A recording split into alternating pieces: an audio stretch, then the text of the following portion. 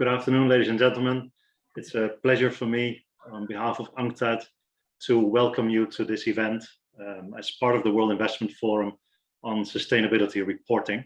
My name is Richard Bulwin. I'm the Director of Investment Research at UNCTAD and officer in charge of the Enterprise branch, which houses the unit on intergovernmental working group on standards for accounting and reporting, which is organizing this event.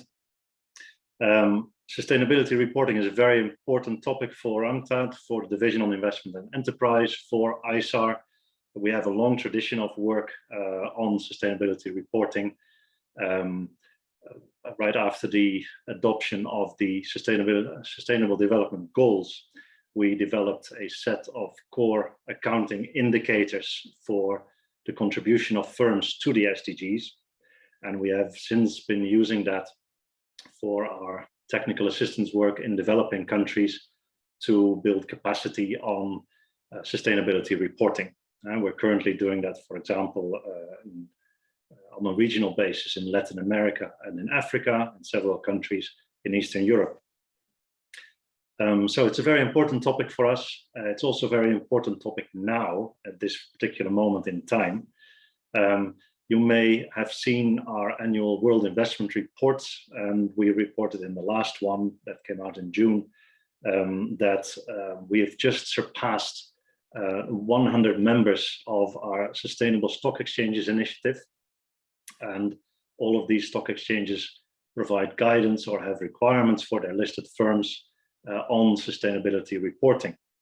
And we also reported that the number of equity funds with a sustainability label has practically doubled over the last year to about 4,000 now. So this is becoming increasingly important for firms and increasingly important for the accounting profession. There's of course also a series of developments that we will hear more about in this session. That's precisely the objective of our session today. For example, the imminent announcement of the development of a Sustainability Standards Board by IFRS, developments in Europe that we will hear more about from our speakers today, as we have two distinguished guests from EFRAG. The recent establishment of a Sustainability Standards Board in India and other developments that are interesting to discuss with you today. We're actually paying a lot of attention to this topic of sustainability reporting on the program of the World Investment Forum as a whole. We have over 90 sessions, so there's a lot going on, but there are about a dozen that have some link to reporting, to sustainable stock exchanges, to financial disclosures, climate-related financial disclosures, you name it. There's many topics on the agenda of the World Investment Forum this week that are relevant to the topic. So the objective of this particular session today is just for you to have an overview of the landscape on sustainability reporting, on ongoing developments, and on the prospects for these developments in the near future, and to get the perspectives from many different stakeholders on that. I'm very proud to see that we have such a wide range of stakeholders present at the table, and I'm very much looking forward to hearing from them. I would like to thank all of our panelists and speakers for joining us, and I would like to give a special thanks to Dr. Jörg Kukies, State Secretary for Financial Market Policy and European Policy at the Federal Ministry of Finance in Germany, who is going to help give us a keynote speech to start off our debate. And a special thanks also to Mr. Patrick de Cambour, who you all know, and who is also the chair of the 37th session of ISAR last year, who has kindly agreed to moderate this event. So with that, I conclude. I wish you very successful deliberations, and I hand over the floor to Dr. Jörg Kukies. Thank you. Yes, thank you very much for the invitation to speak today, and thank you for the kind introduction to Patrick. It's a great pleasure to be here today and to have the opportunity to share the stage with such a distinguished panel of speakers. Before talking about the key issues surrounding the issues of sustainability reporting. Maybe we can go back in time a little bit to 2015, which represents the landmark year for sustainable finance and investment. In this year, the Sustainable Development Goals and the Paris Climate Agreement have been concluded. So with these ambitious goals being concluded, these indispensable goals being concluded, tackling climate change, environmental degradation, and interrelated social imbalances are the key challenges of our time that we need to focus on in order to stay within the limit of the 1.5 degree target. There's no time to lose. And I think in many events that are happening leading up to COP26, that is a growing consensus. Of course, sustainable finance has a very key role to play in this matter. The question of funneling investments and finance into the Paris goals is key and is very decisive. So in that sense, the massive investments that we need, of course, set the topic of sustainable finance right into center stage. Of course, the economies have to change.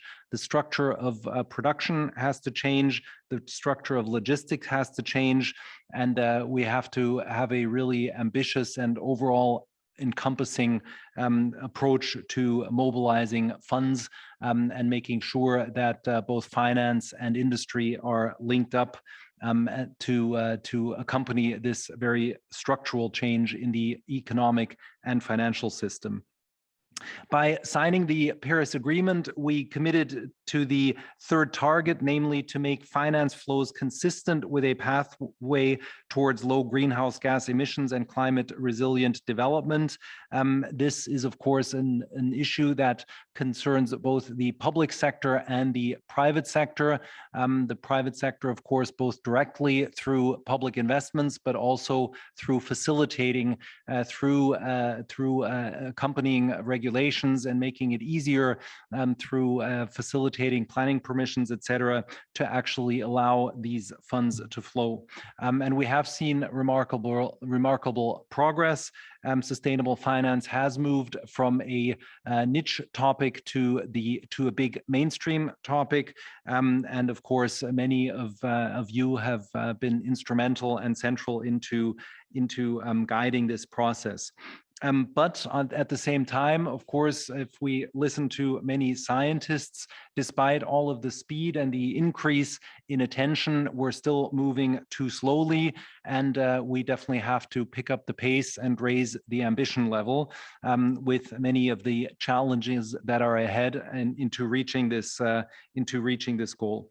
Data, of course, is a big issue, and that's why today, of course, is a very relevant forum.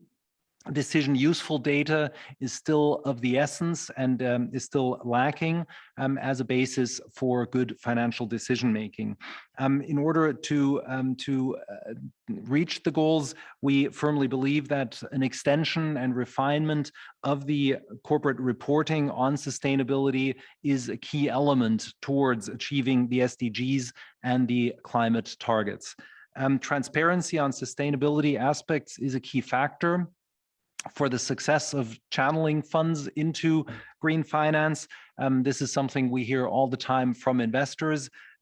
So the need to have relevant, reliable, comparable data is really key as a basis for driving investment decisions.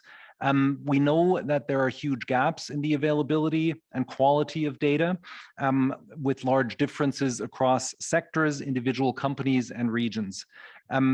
With some of the well-established initiatives, there's been obviously a huge amount of work going into the right direction on this topic. and addressing this gap. The Global Reporting Initiative, the Climate Disclosure Standards Board are among them. Also CDP, the Task Force on Climate-Related Financial Disclosure, the Sustainability Accounting Standards Boards, and of course the International Integrated Reporting Council are all have all contributed greatly to closing this gap. All based on distinctive origins, based on different purposes and methods coming from different angles.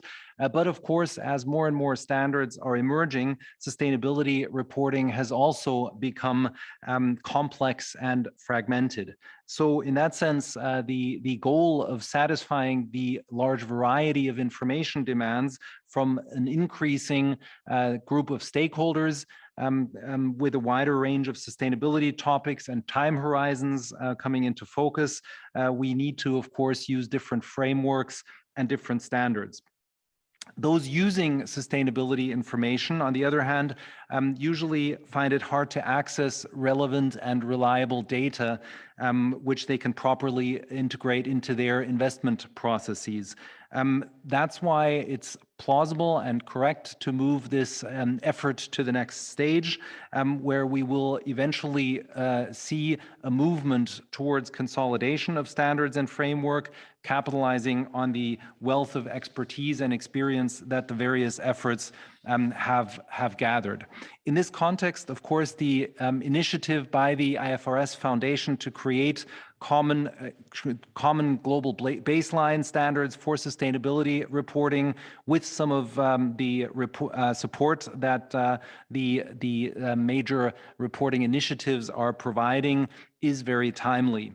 The German government highly supports this initiative and is eager to support in many aspects of the word.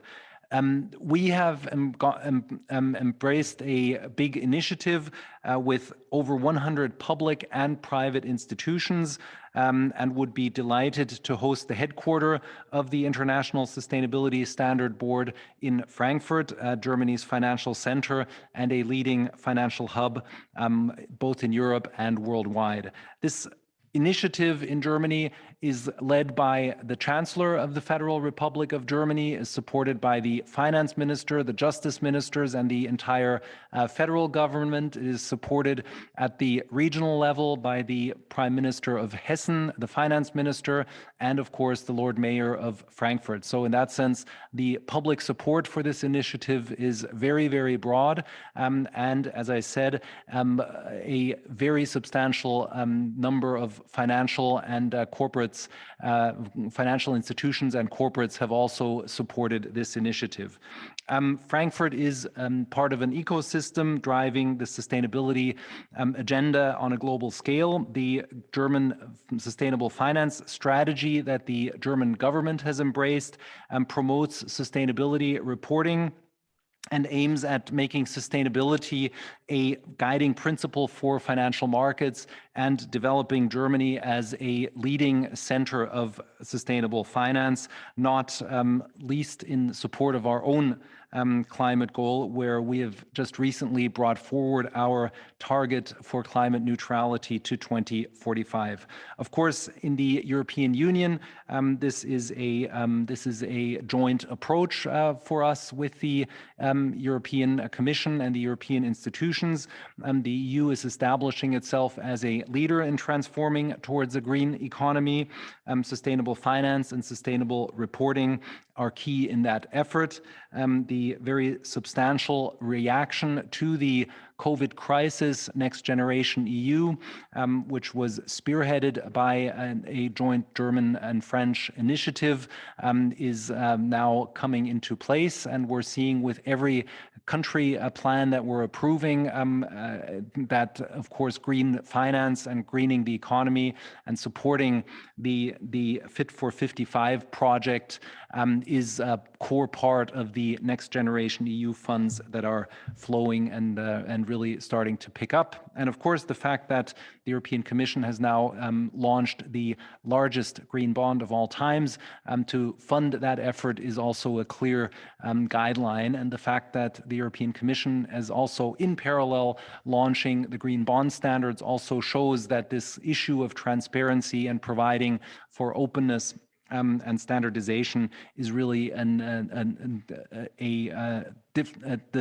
other side of the coin, where the effort to invest and to provide a framework for transparency and reporting is going hand in hand. So in that sense, to conclude, we are ready to extend the scope of standards to a wider spectrum with the ISSB. If it is to be located in the center of Europe, collaboration between efforts at the European and the global level will be mutually reinforcing. We've always engaged with our international partners on this topic, whether it's in the Financial Stability Board, in the G20, the G7, the International Platform on Sustainable Finance, the Coalition of Finance Ministers for Climate Action, and many other global fora where we have been very engaged, both at the level of the government and our central bank. So in that sense, we are very keen to let all of you know our endorsement of the ISSB's establishment by the G20 finance minister and the central bank governors as part of the newly launched G20 Sustainable Finance Roadmap. The fact that this has just recently been finalized last week is, of course, a very important signal for the upcoming work of the ISSB. And during the upcoming German G7 presidency, which will happen next year, we, of course, intend to jointly bring forward the global sustainable finance agenda. So many thanks for giving me the floor, and I'm keen to listen to the other speakers on the panel. Thank you. Thank you so much, Dr. Kukis. That was, thank you very much for your contribution. You really set the scene very nicely at linking the need for sustainable reporting to sustainable investment. So it's really the foundation of sustainable investment is sustainable reporting, and also to show the level of priority that our member states are giving to this, as well as giving us the latest developments in the G20 from just last week. So very much appreciated. Thank you so much. Leaves it for me just to pass the floor to our moderator today, Mr. Patrick de Cambour, who needs no introduction, who has been a very able chair for us for the 37th session of ISAR, and I am sure that he will do the same today for our discussion. Patrick, over to you. Thank you. Thank you, Richard. And as an introduction to this distinguished panel, just would like to say, reflecting on what Dr. Kukis just said, that my observation is, of course, that sustainability reporting is becoming mainstream, and certain jurisdictions are considering, mandatory requirements, and becoming mainstream is a key step in the evolution. Some people say that corporate reporting will, in the future, walk on two legs, the financial reporting one and the sustainability reporting ones.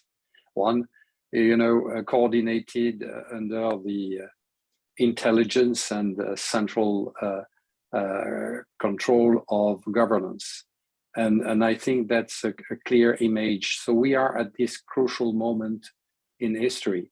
The only paradox is when financial reporting took centuries and decades to align, we don't have the time to do so. So we need to go very quickly. And we need to accomplish in a short period of time what has been accomplished for financial reporting over a much longer period. So the challenge of data quality is absolutely key.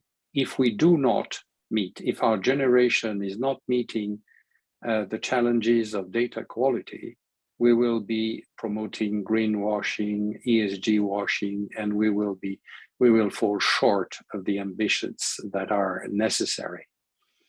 So in that respect, I would like to highlight the qualities that we are all trying to promote: relevance, faithful representation, comparability, verifiability, and reliability.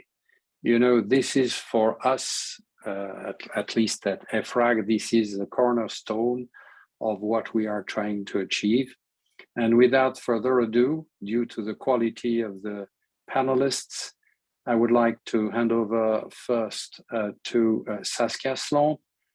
Jean-Paul Gauzès, the chair of EFRAG, was unable to attend, so he kindly delegated Saskia, who is the CEO of EFRAG, to tell us a little bit about what is happening at EFRAG.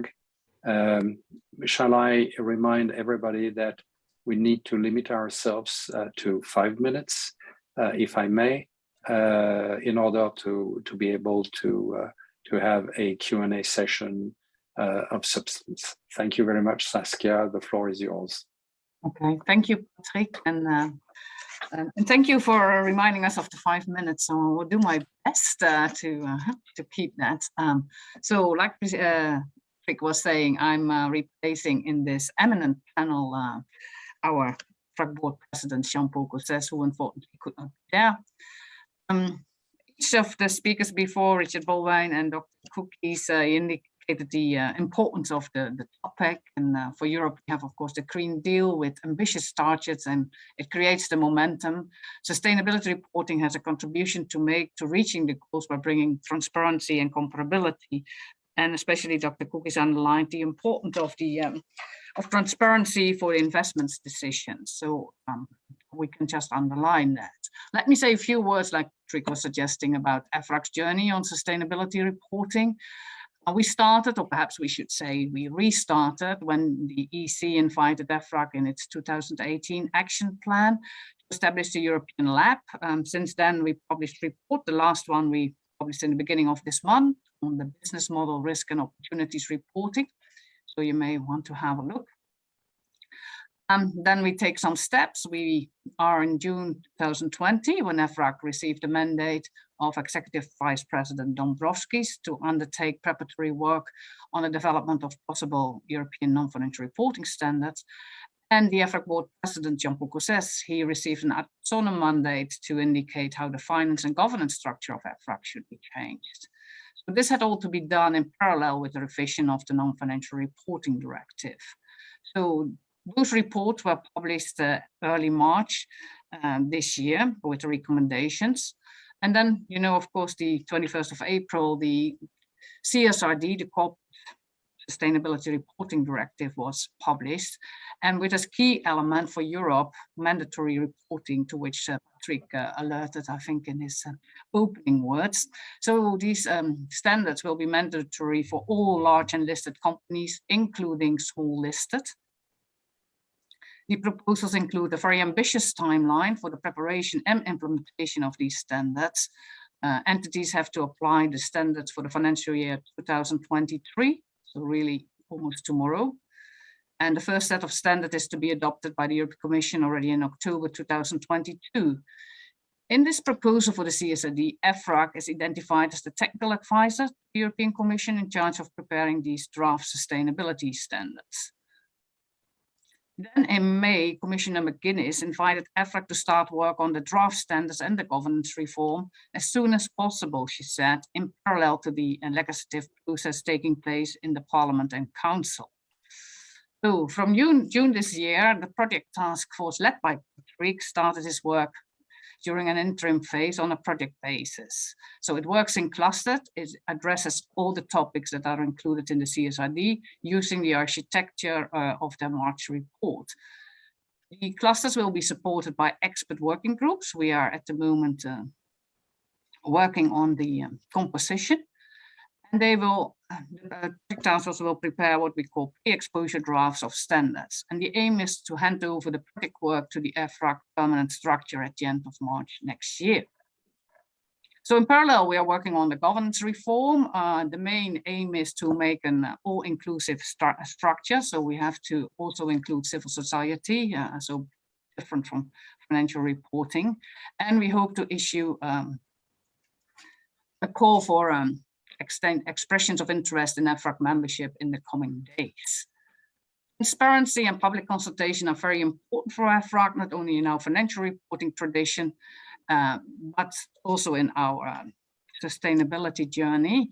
We therefore decided to launch as a first step a public consultation on our draft due process procedures that would apply to EFRAG sustainability activities, and a summary report will be published later this month. In this spirit, you will have seen that we published early September a working paper, the Climate Standard Prototype, prepared by this cluster 2, the climate cluster, and a further working paper, which contained the draft basis for conclusions, was also published at the end of last month. So these papers are only for transparency purposes. There will be a public consultation at a bit later stage, and there will be working papers for all other topics. So then sort of come back to the introduction by Dr. Cookies, I would like to say a few words about EFRAG's cooperation with the international initiatives. In the March report, we advocated a co-construction approach, both in Patrick's project task force report and in the report of Jean-Paul Gauzès. So it meant sort of building on and contributing to international initiatives, a two-way street. And in December and March, we had meetings with the international organizations to discuss cooperation. The project task force has signed statements of cooperation for the term of the project with GRI and SHIFT, and others may follow. And there are regular meetings with the Technical Readiness Working Group of the IFRS Foundation. Also under the permanent structure, the cooperation without doubt will continue and agreements will be renewed.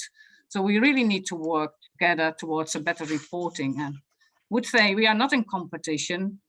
We do not all have the same pace, but we do have ultimately all the same goals.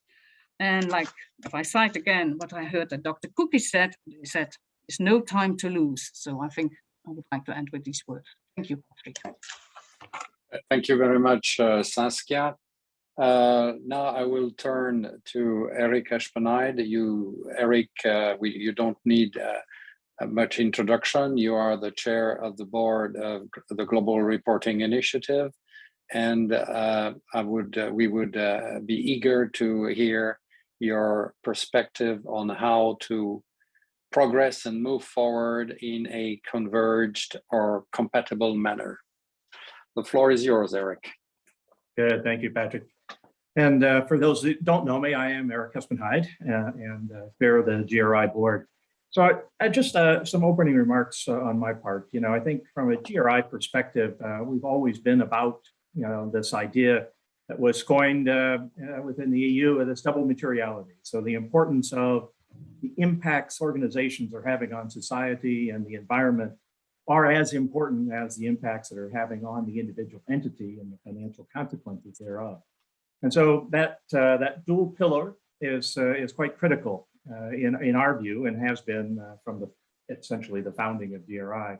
We're very much, as Patrick put it, the two pillars: of financial reporting, which we have strongly supported the need for improvement by taking into account or better account sustainability impacts or ESG impacts on the entity. But at the same time, we feel that there needs to be a recognition that the impacts on society and the environment itself by the entities is equally important. And to be blunt, at this stage, we're not entirely certain that same sense of importance of sustainability reporting and the impacts on society and the environment is moving at the same pace that we're seeing certainly around the investment and the financial reporting and investors' interest in sustainability reporting and the impacts on value of the entity. I think, you know, our work, and was just mentioned, our co-creation agreement with EFRAG, I think is critically important, with an emphasis on its double materiality or the importance on the impacts on society.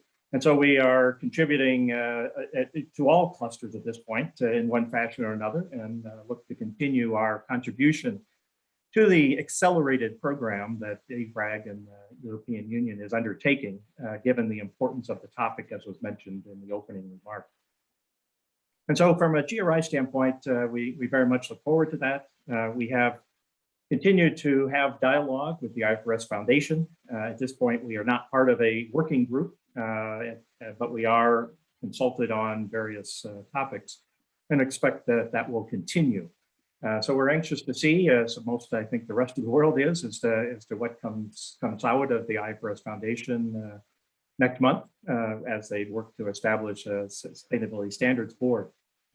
From a GRI standpoint, I think was mentioned earlier too, the importance of the SDGs. And I think, GRI has a long history of working with the UN around sustainable development and specifically around sustainable development goals. And we also would acknowledge UNCTAD's ISAR's involvement in the development of some globally accepted disclosures to track the contribution by private enterprises. And would note that we're also very pleased that many of those are building on existing standards, including, and perhaps particularly, GRI. And so we're also very active with UNDP in helping countries to collect the private sector information that's necessary. I emphasize this point because it is not, in our view, just about the importance to investors to manage and hopefully direct in sustainable finance and sustainable investment. We're also keenly interested in the needs of policymakers and regulators because it's not going to be just the private sector that causes us to address the sustainable development goals. It's going to require the coordination and the involvement of policymakers and regulators to also have a voice in this, and that voice needs to be based on information. And that information is not just about what is impacting the organization or company, it's about what the impacts of a collection of companies and business interests are having on communities and society at large. Which is why we firmly believe that while there is much room for improvement in sustainable reporting, sustainability reporting by entities and the financial impacts and the risk to value creation, we think that there needs to be more emphasis and a greater emphasis on the need for the information to be collected broadly. We are very much in favor of mandatory reporting requirements now, but the policymakers and regulators need to have that broader base of information in order to understand what the levers of change that they need to make over time. And so that's going to be a key element of it. And I think that, that's why, this double pillar financial reporting improvements, as well as substantial uptake of sustainability impact reporting is critically important to our future. So I will well, I would also say that, I think it's great, and I do think, and I mean this sincerely, that there is an uptake in the interest on sustainability reporting. And I think we need to build on that, but as I said, also expand it to make sure that we're not losing sight of the fact that we need a broad perspective on this and not just a narrow perspective with a single stakeholder, important as they may be, of providers of financial capital. So Patrick, I will end it there and look forward to the Q&A. Thank you very much, Eric. Now I would like to hand over to Mardy McBrien. Mardy, you are the managing director at Cdsb. You are also instrumental in the work that is being carried out by the Technical Readiness Working Group of the IFRS Foundation. So your perspective is most welcome. Thank you, Patrick. And it's a pleasure to be here with so many other fantastic panelists today. So all we're really hearing so far from every speaker is it's never been busier in the sustainability and disclosure space. There are new methodologies, there's new coalitions popping up, there's new regulations.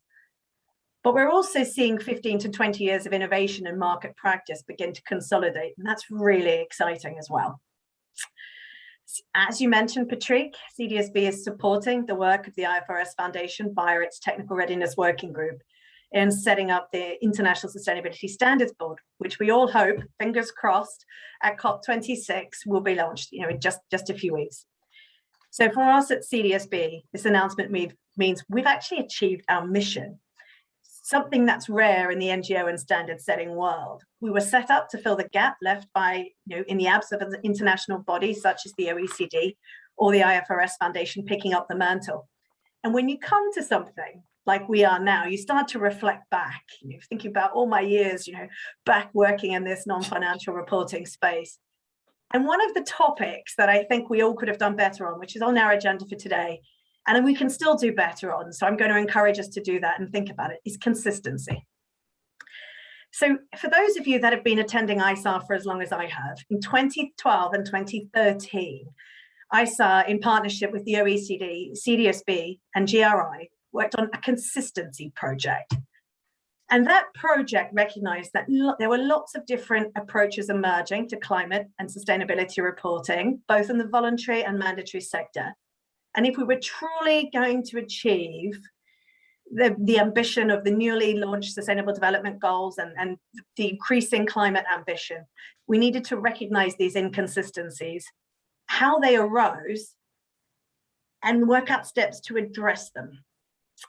So in the years that moved past, ESG and sustainability rocket up the agenda, and governments across the world took various approaches in sort of putting their different policies and structures in place.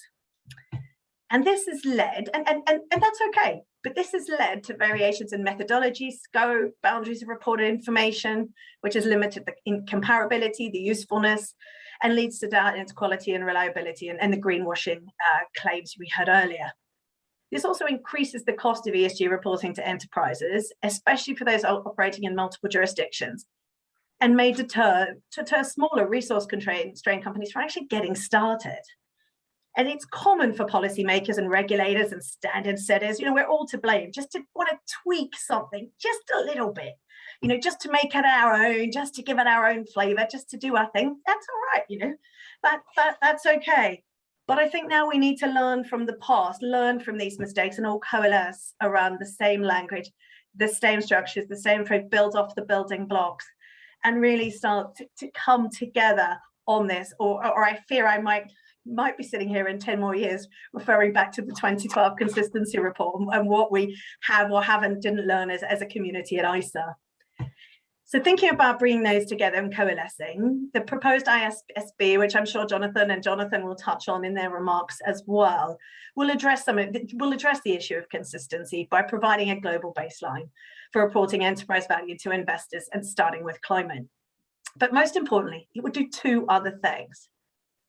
It will line up sustainability and financial reporting side by side, and truly once and for all kick down the walls between the silos, as we claim them, between the two different departments internally, and create this as one business as usual issue. Moving it for sometimes comms, marketing, sustainability if we're lucky, and the finance department, and truly integrate them together. And the other thing it will do, it will end the calls around an alphabet soup. And I hear many of you say and start to cheer, yay, no more alphabet soup. This is all going to be great. I suspect there will be a realization quite quickly once there is a global standard for enterprise value and we have GRI, that there will be very little confusion and nowhere to hide anymore. And maybe there'll be many out there wishing for an alphabet soup where an action was plausible because you could hide behind it being too complicated, not knowing where to start, and actually doing nothing at all. So in closing, I think it's worth us celebrating where we've got to. But as we move forward, let's make sure that we all learn from the lessons of the past and not forget the importance of consistency. And one word can make a difference. And let's remember that in requirements, in regulation, across data sets, across our own companies, telling one consistent story. Because without it, we will not meet the ambition of the 2030 and 2050 goals, as Patrick alluded to in his introductory remarks. And I'm going to leave you with a few words that we actually started the consistency report back all those years ago. I think they're very pertinent as we think about collaboration and alignment and consistency moving forward. So it started with potentially, we're already with our feet in the water, reaching the level of our knees. Yet we make decisions and keep promising that our toes will remain dry. Thank you. And thank you, Patrick. And I look forward to the question and answer. Thank you, Mardi. So now it's my pleasure to ask Jonathan Bravo to intervene. Jonathan, you're head of finance and IT and senior policy advisor at IOSCO. So you are in charge of coordinating, the progress of all securities and exchange commissions of the world. So what a task. Tell us a little more. That's right. Thank you very much, Patrick, and good morning, afternoon, and evening to all of you. And again, it's also my pleasure to participate in the World Investment Forum and to be part of such a distinguished panel. So as you mentioned, as the global standard setter for securities regulation and the body that brings together the global capital markets, IOSCO's work has been largely driven by our objectives of investor protection and the promotion of fair, transparent, and efficient markets. And I think we will all agree that the financial sector is really central to the transition efforts to a more sustainable economy and the delivery of the SDGs. And I think we've been discussing, that the corporate disclosure is just a one step in the journey, but it is really a critical one. Without appropriate information from the real economy, without consistency and comparability from corporates, business and investment decisions cannot be directed to facilitate the transition, and risks around mispricing assets and misallocation of capital will remain. We have referred before to the risk of greenwashing, which is really becoming an increasing concern for regulators given the proliferation of sustainability-related instruments. And loss of trust can really derail sustainability efforts, and hence the critical importance of enhanced disclosures.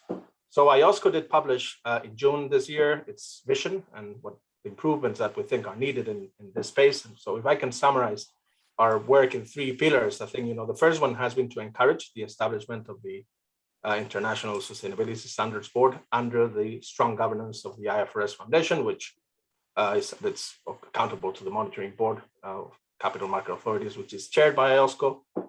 The IFRS, of course, has a proven track record in delivering standards that are being used by over 140 jurisdictions now. It enjoys a well-tested governance with an independent standard setting model and inclusive participatory review process.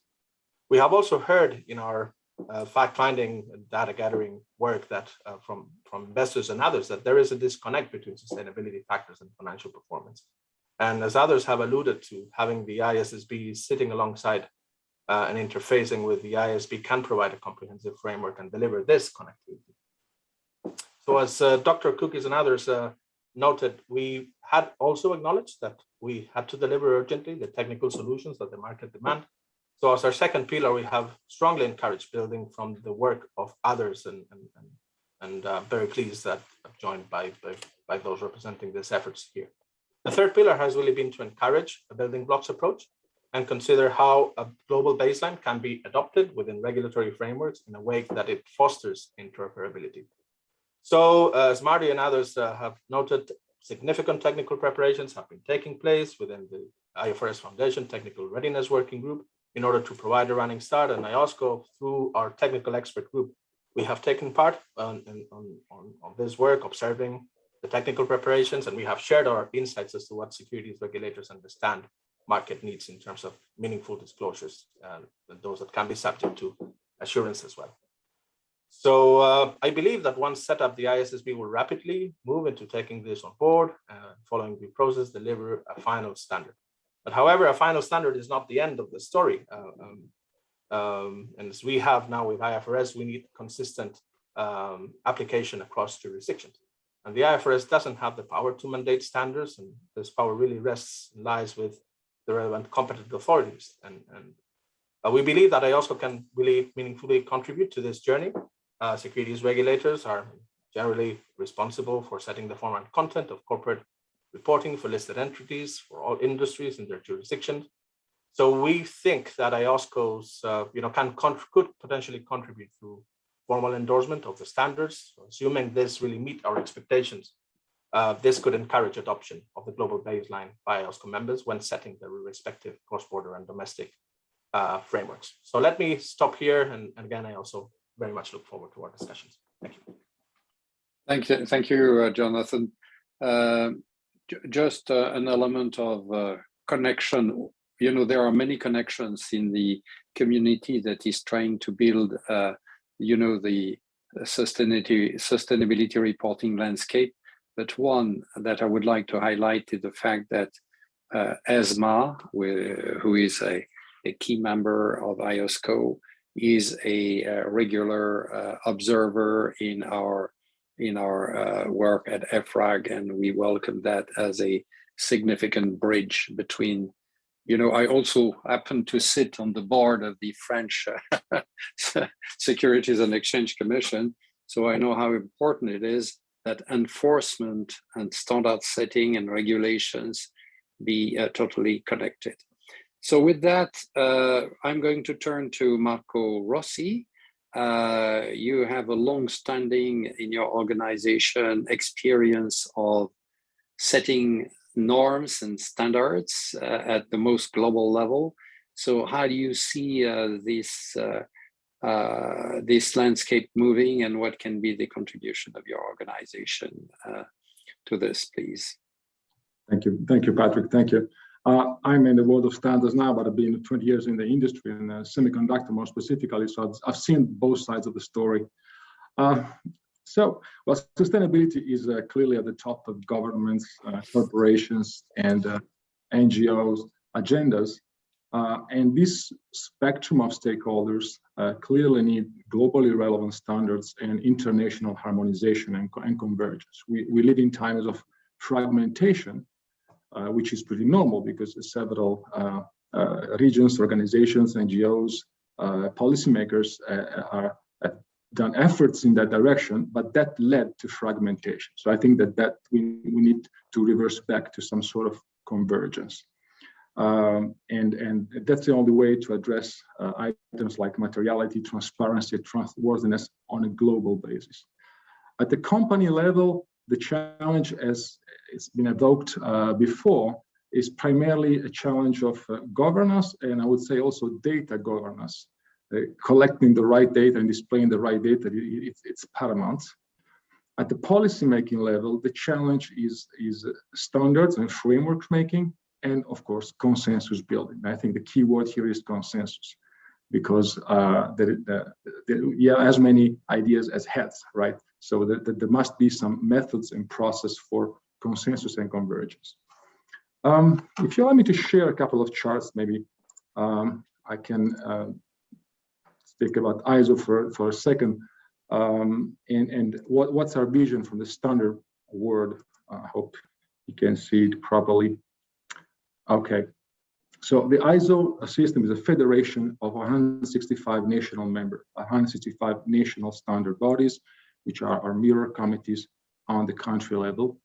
ISO is the broadest portfolio of standards, and I would say that the widest governance base around, with the 300 technical committees and a portfolio of more than 20,000 standards and the 50,000 plus experts worldwide. So it is a significant knowledge base.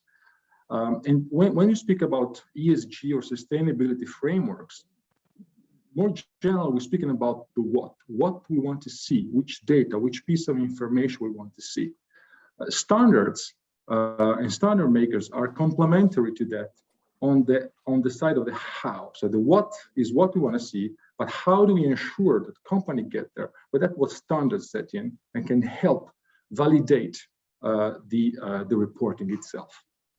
A critical element of sustainability is, of course, framed in the Sustainable Development Goals, and I think that it is extremely valuable that all, not only standards, but all the frameworks point at the Sustainable Development Goals to find a connection between the framework itself and the goals. In this example that you can see here, all the standards of the ISO portfolio are mapped upon the SDGs, and every new standard proposal and standard project worldwide has to mention which SDG it points to and contributes to positively. So we have made let's say a common practice in all the standard making to point systematically at the Sustainable Development Goal. When it comes to the trends, this is how we see it globally, and I think that I'm certainly echoing something that has been said so far already. First of all, there is a global awareness of the need of convergence and harmonization. Companies, especially companies, cannot deal with fragmentation, especially multinational companies. The same applies to SMEs that wants to compete worldwide. You cannot afford to refer to too many frameworks. There need to be some convergence. It's a question of practicality and something which is operationally feasible. You need to refer to one or very few reporting standards. So convergence is a must. The second trend is, again, mentioned before, the moving from voluntary to mandatory standards. So the enforceability of frameworks in the end is a key turning point from voluntary disclosure to something that you can commit on, and not only commit, but being audited upon with independent conformity assessment. And here, the whole ecosystem, and we have a primary representative here in the person of Ms. Bromik. The conformity assessment and independent auditing is critical to ensure that the reporting, of course, follows a certain number of standards and rules. So enforceability and conformity assessment are both key ingredients in the process. And the third, more broadly, focus on nature and stakeholders. I do believe that the current focus on company valuation and the link between climate and environmental risks to company valuation are a fantastic leverage to focus the attention of boards and management onto reporting and ESG reporting and ESG matters. That's certainly the case, and that's fundamental. But let's not forget the actual externalities. And I think in the dialectics between the financial world, the policymakers, there must be some convergence between the pure value impact of externalities and the actual externalities themselves. So to finish on this, I think that's the combination of internationally agreed standards and the process on conformity assessment can make it happen and make it real in the short term. We have, as ISO, but also other partner organizations, a wealth of standards and procedures and tools, including conformity assessment tools, that needs to be leveraged to make it happen in the short term. So basically, we need to leverage on this strength to save time and to make all the framework actionable sooner than later. Thank you, Patrick. I will leave it to you. Thank you very much, Marco. Now I would like to turn to Jonathan Labrie. You are the Chief Policy Officer and the head of UK at the Value Reporting Foundation. As a reminder, I think that everybody knows that the Value Reporting Foundation is the very interesting combination of the Cdsb and the IRRC, the International Integrated Reporting Council. So, and you are also instrumental in the TRWG, the Technical Readiness Working Group. So please share with us your perspective on all this. Thank you very much, Jonathan. Thank you very much indeed, Patrick. And thank you also for the opportunity to contribute to the World Investment Forum alongside, as many have observed, such a distinguished panel of old and new friends.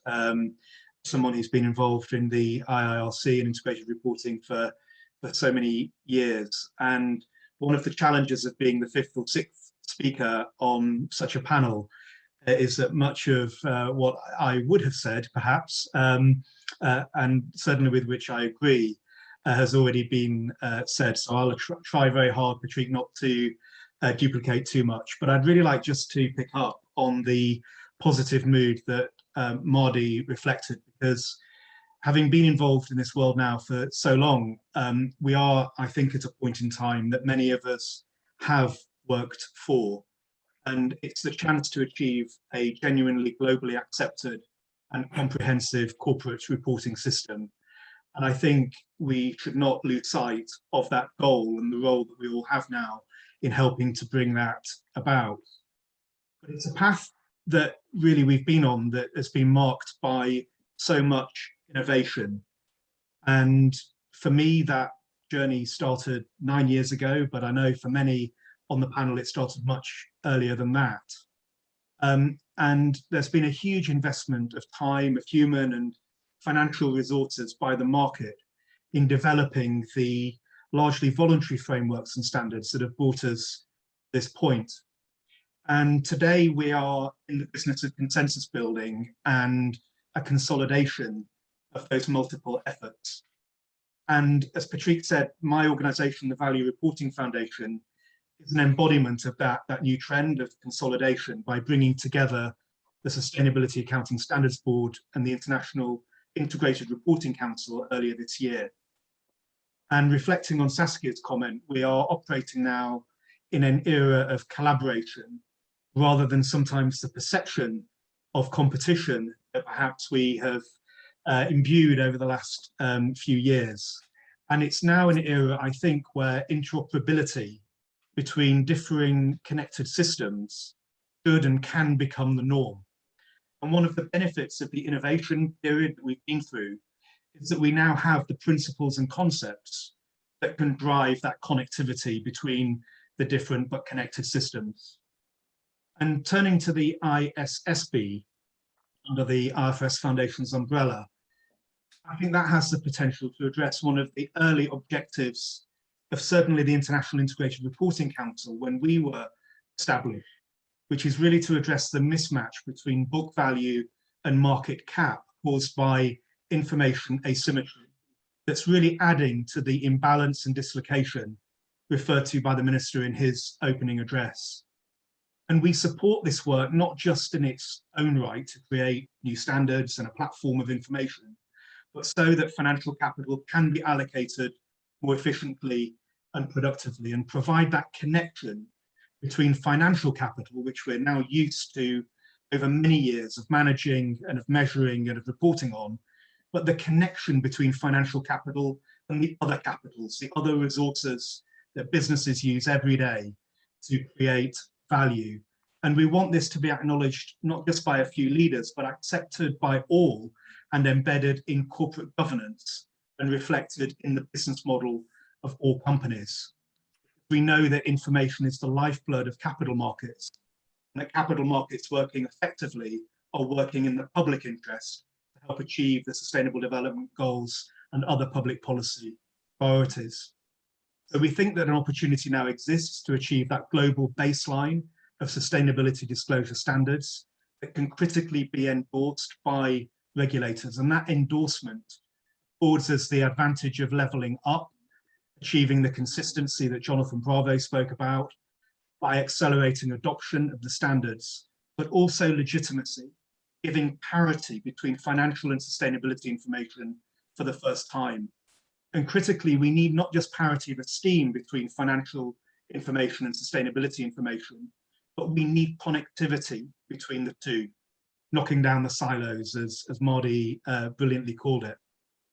So the unique qualities that we bring to the table, the Value Reporting Foundation, and alongside CDSB, we're also part of the IFRS Technical Readiness Working Group, are the integrated thinking principles that drive that connectivity, drive that breaking down of silos within organizations, and also connect this information to governance, to board decision-making, and to board action. Also, the integrated reporting framework brings into this conversation on sustainability the concept of intangibles, because we think that intellectual capital and intangible value is critical to changing the business model and driving more sustainable business models of the future. And then, of course, the Dsb standards, industry-specific, connecting strategy to metrics, particularly for providers of financial capital for the investors. And the outcome of all of that is efficient and productive capital allocation. So I think if there's one thing that I would bring to this conversation from my IIRC days, it's really recognizing this sustainability conversation, the importance of intangibles driving sustainable business models. So in conclusion, there are really three things that we're advocating for. One is a global solution that is interoperable with all manner of solutions in the world today. The use of existing frameworks and standards, which is the product of many years of investment and business practice, and the importance of that compatibility and connectivity through the system. Two areas through which we believe that the resources that we have developed can make a positive and long-lasting contribution to a world where sustainable investing can become the norm. Thank you, Patrick. Thank you, Jonathan. Now, you know, I'm impressed by the density of those presentations, and I congratulate everyone for respecting the 5 minutes, but also without you know, reducing the level of substance that we are able to share. So thank you very much for that. Ruchi Baumik, you are the vice chair of the Global Public Policy Group. So can you please, and you are from Ernst & Young, one of the key players in the world of assurance and consulting. So what's your perception? What's your perspective, please? Thank you, Patrick. Good to see you again. And like so many here, I'm extremely pleased to be part of this esteemed panel. And I want to congratulate all of my co-panelists and their organizations for the tremendous work that they have done and contributed to the movement towards sustainability reporting. It's an exciting time, as we've all recognized. And at EY, we really believe that we are at a keen inflection point. COP26 and the expected IFRS announcement around the ISSB represents really a once-in-a-lifetime opportunity, and we envision that the ISSB will set a global baseline for sustainability reporting standards, which will represent one of the most significant innovations in corporate accounting, reporting, and auditing in decades. And like all of you here, we're very excited about this development. Listening to today's conversation, I've heard a lot of C words, you know, coalescing, converging, consensus, consolidation, connectivity, consistency, as Marty said. And I will use one more C word, which is clarity. And I think the sooner we can arrive at some set of global baseline of standards, companies will have greater clarity and hopefully will be ready to comply with the standards that we're foreseeing. And again, has been noted, I know Richard started out and mentioned India and the Sustainability Standards Board there. This is a global effort. It is not just in the EU. It is not only you know, in one region. We are seeing this across the board, and we're very excited. So as we see and watch this movement, we obviously are talking to our clients, and the exciting thing is they are asking. I think after decades, if you will, of some optionality, using the alphabet soup, if you will, as a reason not to be involved, we're seeing now our clients asking the question, what do we need to be doing to be ready? And we're offering 5 pieces of advice that I'll share here because I think it gives a way forward for companies that need to be ready to provide the data and the quality that can then provide investors the information they need. So first off, don't wait. Again, a lot of companies have been on the sideline because it hasn't been mandated. It hasn't been there. They've been arguing, oh, we don't know which one to use. The truth is, get engaged now, because there is not a switch that any company has that they can just flip and be ready to adhere and comply with the standards that we expect to come, whether it's from the CSRD or whether it's from the ISSB. So be ready and get started now, because it's going to take some work to be ready to comply. Number 2, integrate the finance function, and that is because the finance function has some familiarity with how to gather this type of data and instill the discipline into the non-financial reporting processes that will be needed to provide the reliability, the confirmability that has been mentioned earlier. Number 3, get the board engaged. Make this a C-suite issue.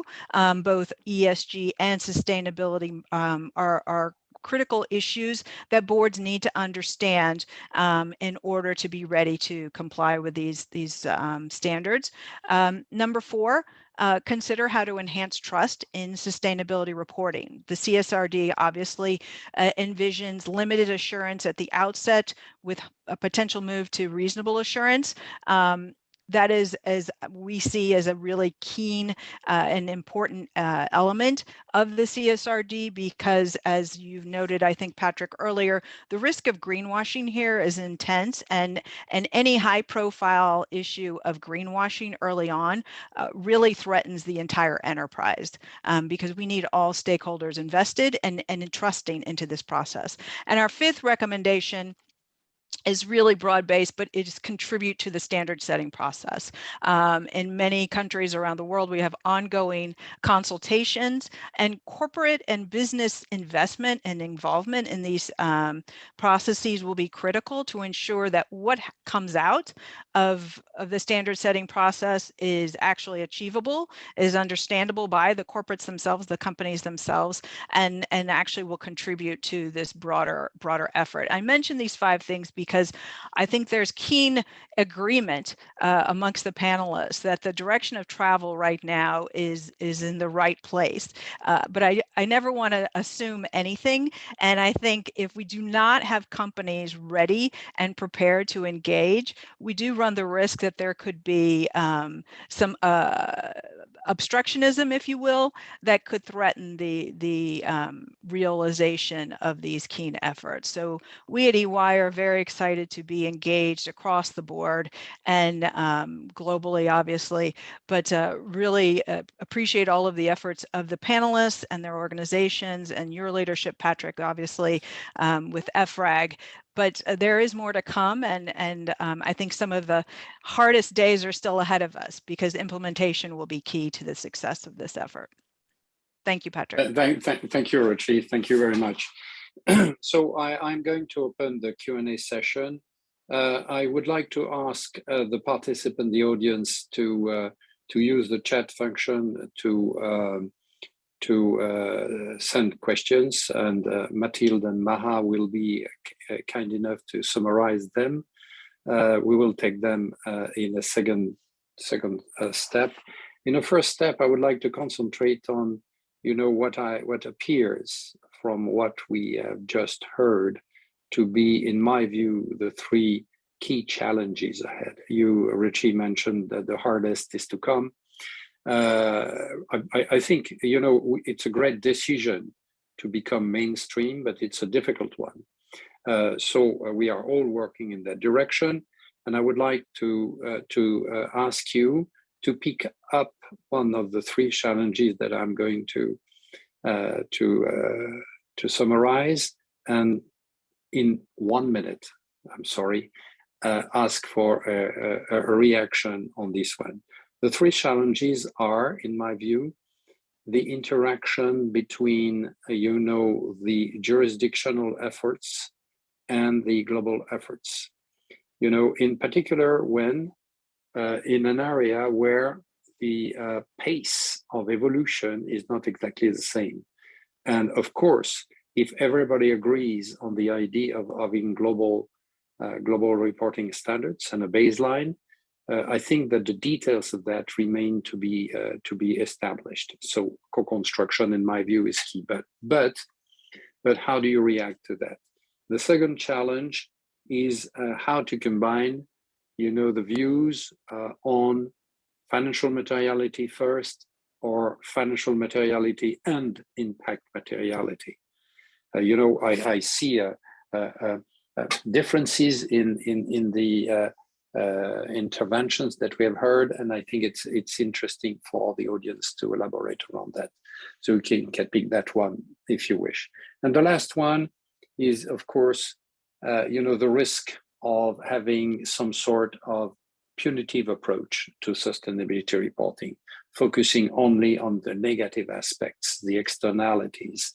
So, and Jonathan Labrie mentioned intangibles, and I think this is a key element. So what I call, by the way, the inside-in elements that are, a bit in between, that are creating also inside out effects. But so if you can pick one of those, that would be fine. Dr. Kukis, I would be glad to have you on board as well for this Q&A session. So if you want to pick one of the challenges and give a brief remark, like 1 minute, that would be real nice. Thank you very much in advance. Okay, I'll set my time. I'll pick number one because I think that's of course going to be the big challenge between the global baseline and the different levels of ambition in the various jurisdictions. I mean, the question of double materiality was mentioned, and I don't have to expand into detail in my spare little time who is in favor of implementing double materiality and who's more reserved on that. So I think that's going to be the challenge for the ISSB to find a way of defining sort of minimum standards, but also keeping the standards open enough so that those who are willing to move ahead in a more ambitious way are also free to do so, because otherwise, if not both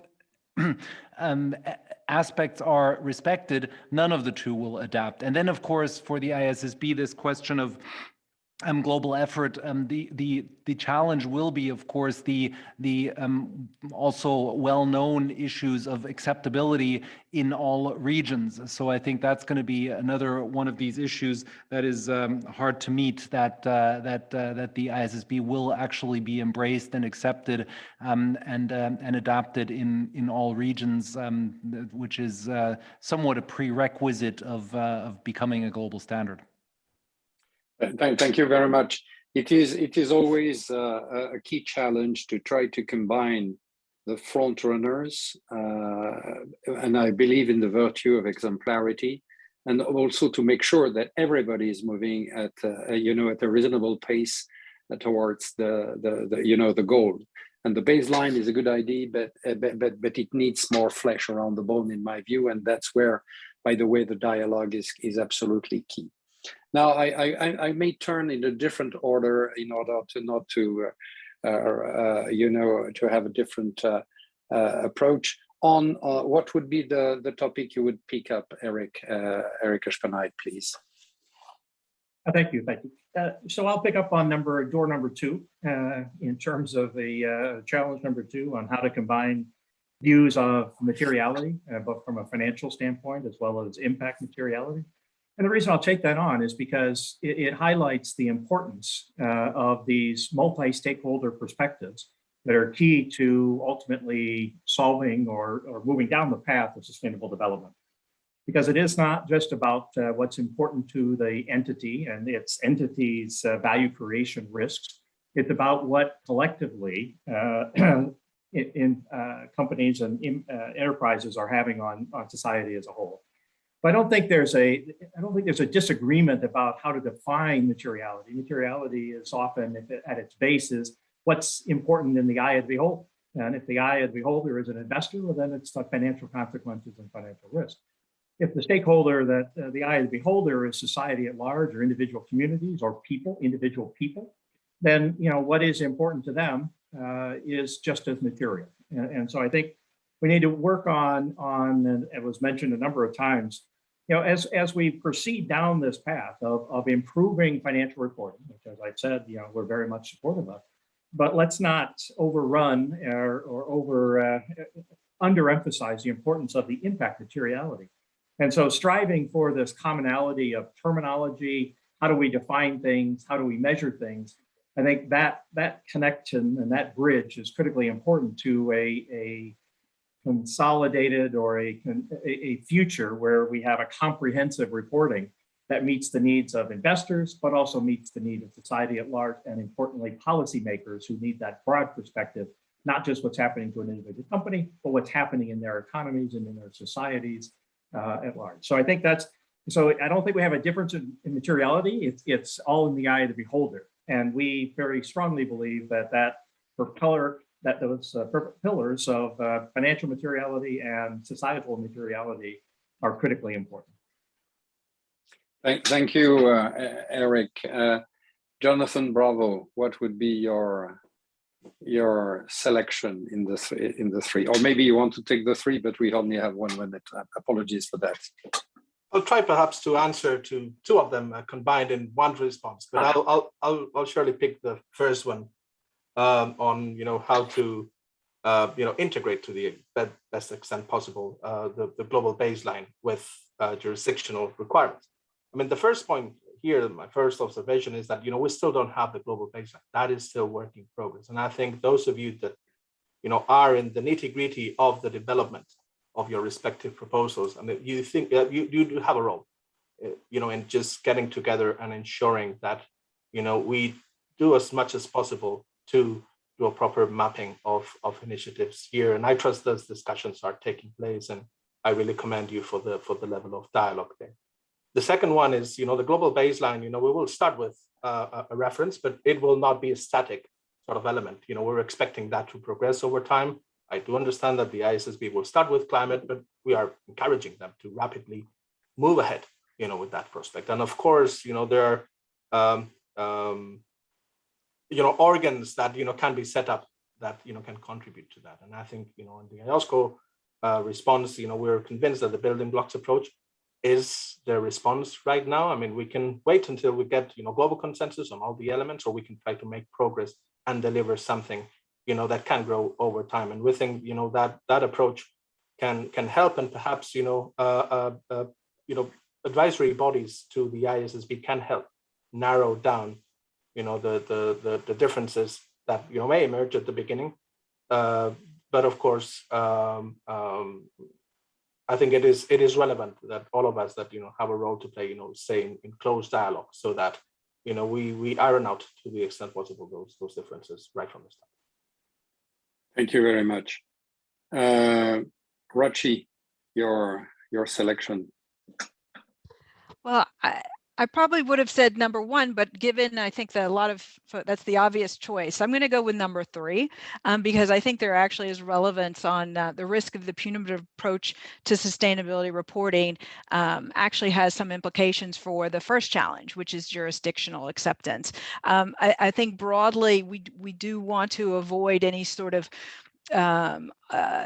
avoid any obvious east-west divide, if you will, on things like sustainability reporting, because as I mentioned, the companies will have challenges meeting the standards. They do not have this data necessarily in their back pocket that they've just been keeping away. They probably don't collect it in a way that would obviously lead, and I'm being very broad here, so I'm not speaking for all companies by any stretch, but the risk of punitive approach makes it even more challenging for certain jurisdictions to adopt this sustainability reporting. And I think if we put it with an eye towards transparency and greater information sharing as opposed to just punitive, we can help alleviate the challenges that currently presents.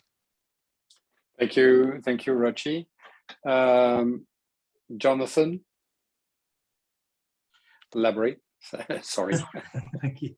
Well, I'd like to pick up, I think perhaps as I kind of alluded to question 3 in my comments, to the interoperability or interaction point number 1, because I think there's a real need to avoid divergence in 3 areas. I think conceptually there's a need to avoid divergence in terms of the standards and metrics that are developed, and also in terms of the language that is used. It seems to us, and from speaking to my legacy SASB colleagues, that interoperability on the metrics is possible, and the most possible of the 3. I think where one of the early challenges, particularly for the ISSB, will be to establish a top-down architecture and a conceptual framework that help to connect to jurisdiction level initiatives. And it's certainly one of the challenges that we've highlighted, for example, in the ongoing management commentary practice statement consultation that's underway at the moment. And then the third area where I think there's need to really address this interoperability or interaction is in the area of language, and not diverging on the question of language. A very practical example: when the ILC and Cdsb merged, we had two concepts that really came from the same place, and they were the 6 capitals of integrated reporting, and Cdsb had 5 sustainability dimensions. Conceptually, they came from exactly the same place. They could be mapped very easily, but preparers saw different language being used by the two concepts, and therefore thought they were fundamentally different. So now the work we're doing at the Value Reporting Foundation is connecting and merging those two systems so that the market has a clear connected view. So I think conceptually, the standards and metrics and language are the 3 areas that I think are most important to connect in this world. Thank you, Jonathan. You mentioned a term which is dear to my heart as well, which is connectivity. And quite frankly, I mentioned the 2 legs for corporate reporting. The image has its limits because the 2 legs, in fact, are interconnected. But there are migrations between sustainability reporting and anchor points between sustainability reporting and financial reporting. Therefore, the idea of having the 2 standard setters working hand in hand, it will be the case at EFRAG, it might be the case at the IFRS Foundation. So I think it's a great idea. Marco, that wasn't a challenge which I left aside. We have so many. Marco, your reaction, and what is the one you pick up? Well, I like to pick 2, which I think are very much interrelated. First, the second one, finance first, impact next. I truly believe that a model evaluation and a system evaluation pointing at KPIs focused on valuation only without impact might prove wrong. I do believe that the valuation must model in some way impact. So I do believe they go hand in hand at the similar level of priority. I really don't think that focusing on short-term valuation or short mid-term without impact could even lead to something meaningful. So I really believe there is no contradiction. I think they go hand in hand. When it comes to the punitive approach, yes, there's certainly the threat. Or it's about taxes, it's about reporting, will I have more cost? No, there's a positive side to it. And I can bring our day-by-day experience in the world of standards. Actually, certification and standard certification is a badge of honor and actually contributes positively to company valuation, gives trust and confidence to investors and customers and the supply chain. So I believe that the certification is a label that can actually contribute to company valuation, not only on face value, but because it is sustained by a process where you can actually demonstrate your contribution and your conformity to standards. So I think that that's a positive addition to a company endeavor towards ESG. Yes, and as you know, assurance is one of the key features of the CSRD, starting with limited assurance and moving to reasonable assurance in due course when auditing standards have been elaborated and are reasonably sound. I think it's a huge on the value chain of sustainability data, until the enforcement mechanisms, assurance is one of the key links that bring the chain together. I turn now to Mardi. Mardi, what is the one you pick up? I'm going to try and do a bit of all 3. I think a lot of my thoughts have already been reflected. So on the jurisdictional approach, I mean, we won't achieve any of our global SDG targets or climate targets if we don't, every jurisdiction will need to interpret those differently. I mean, that's the truth. No one will achieve them using the same local and global approach. So we need that global baseline, but everyone will have to go beyond. And we're going to have to work out a system that allows for that. And that comes back to all of the C words we heard earlier and probably more. In terms of the financial, the double materiality that was questioned, I think Eric articulated that perfectly. And I actually feel, and I hear the confusion in the market, dynamic materiality, double materiality, impact materiality, financial materiality, enterprise value materiality. I actually think that's the next alphabet soup, and that's causing more harm than good at the market at the moment. People don't know where to get started with that terminology. Everyone understood their stakeholder materiality and their financial materiality before. And I think it's starting to get a bit blurred now. I think we need to be very, very careful this doesn't do more harm than good in the future. And I think on the last point around punitive, I think we ended up, for those of us that have got the scars, Eric, Jonathan, myself, for being in this game for this long, actually it became about risk because that was the thing that actually motivated people. Now we're seeing even TCFD shift to transition plans, calling for transition plans. Now we're going to start to see the opportunity coming through loud and clear. And I look forward to personally seeing a bit more of that. Thank you. As regards double materiality, or the alphabet soup in terms of materiality, may I mention that EFRAG is going to publish soon an effort to clarify what it means, addressing both at the same time, and not as a combination, but as a separate tracks, but leading to the proper sustainability disclosures. So it's an effort because in fact there is very little academic literature on this one, surprisingly, and we need to drill down further. So Saskia, and then I will have a question which, if you all agree, I will ask Dr. Cookie, so I tell him in advance to conclude with the question that's coming from the audience. So Saskia, your remarks on the challenges. I thought you were first going to tell Dr. Cookies his question. No. It's a surprise. It's a mentally certain preparation. Okay.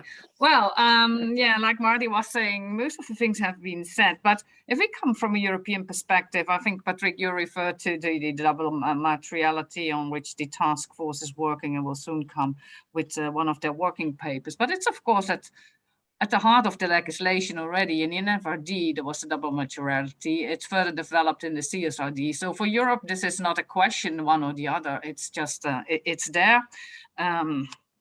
Needs perhaps further guidance, like Marty and you were saying, but it's simply there. So I think in Europe, we are in a different mood. If we look to the, it's legislation, so standards will be mandatory. So it's quite different. But of course, the aim is that everything should be compatible. A European organization, European entity, if he applies ultimately these European sustainability reporting standards, doesn't want to have the whole alphabet soup. It has to be compatible with what is there internationally. And you should not forget, in the CSRD, it's clearly indicated that what policy initiatives, what regulations have to be followed. So I'm just mentioning the taxonomy, is the sustainable finance disclosure regulation. They all have to be met, and there's only two. There is a whole series of those. So, so these base guidelines can only be the starting point. There is so much in Europe that will be there, and of course we have this very ambitious timetable that we have to respect, which is under discussion in the Parliament, in the Council. So we will see what the end goal is, but my best guess would be that there will be more time for implementation and not more time for developing these standards. Thank you, Saskia. A clear suggestion. Front runners, I mean, jurisdictions that are progressing fast, would expect from other initiatives a statement saying if we are going in the right or in the wrong direction. In other words, are we creating, are the front runners creating a difficult environment or not for future global standards due to the different timelines? And I think it would be great to have a dialogue and the feedback. So Dr. Cookies, we have 2 minutes left, and I turn to you with a question, which is the burning question. When do you see a mature sustainability? What is your prediction, quote unquote, about a mature sustainability reporting in the EU and globally, and how do we integrate developing countries into this, because we are at UNCTAD, and of course we need to have the big picture, the biggest picture in mind. So sorry for the limited time and for the surprise, but the floor is yours. It's a very vast question, and of course I'd like to answer it in a briefer time to give one of the people who really understand accounting and accounting standards a bit of time to help me a bit, because I'm not a expert in this field, but I think the key challenge for the ISSB will be precisely that, figuring out how to match all of the various requirements of the different regions of the world, of the different social and political frameworks that are around globally, the different stages of implementation of the standards. So I think it's going to be a big challenge, and I'm not going to be able to tell you a year which I predict when that will be achieved, but the sooner we start, the better, and the more ambitious we get, the better. I think that really is the key point, and of course, we'll probably many of you will be in Glasgow to discuss exactly this question, but this is certainly an example where we in Europe want to contribute to making the level of ambitious as high as possible, while at the same time taking into account the requirement to accept that not everyone will move at the same pace. And I mean, it's something that we see also within the European Union. If you see a lot of our discussions and debates around taxonomy, it's usually around two elements. On the one side, it's around the speed at which different member states are willing to move forward, but then it's also a question of priorities, and the debate within the taxonomy on the sources of energy that are considered as taxonomy compliant is certainly one that, if already in Europe it's highly controversial, just imagine the controversy at the global level. So I think that is really the second dimension, in addition to different speeds of adaptation, the different types of adaptation, and the different definitions of sustainability that'll be massively hard to bring into a global baseline. So I'm not going to, given all of these difficulties that I outlined, I'm not going to venture a guess of how many years it'll take the ISSB to resolve all of these very, very difficult and challenging issues. But I hope that's understandable. Thank you very much. I would like to thank our keynote speaker and also all the panelists, and hand over to Richard for a word of conclusion. Thank you so much, Patrick. I will be very brief. Thank you very much, all the panelists, for a super insightful discussion. It was really, I think, very much in-depth and informative. Thank you, Dr. Kukis, for staying on and answering questions, especially that last one, which is, of course, dear to UNCTAD's heart. Very much appreciated. Just a quick announcement. We have, of course, our ISAR meeting, the annual intergovernmental meeting in the week from 9 to 12 November. And I hope to see many of you there again. And then very briefly, right on this channel, we are now moving to another session, which is connected, which is the ISAR Honors section, where we recognize efforts and initiatives from public and private sector to improve sustainability reporting and to disseminate good practices. And that is a festive event that we are moving to right away now on the same channel. Thank you all so much for attending. This part of the session is now closed. Thank you.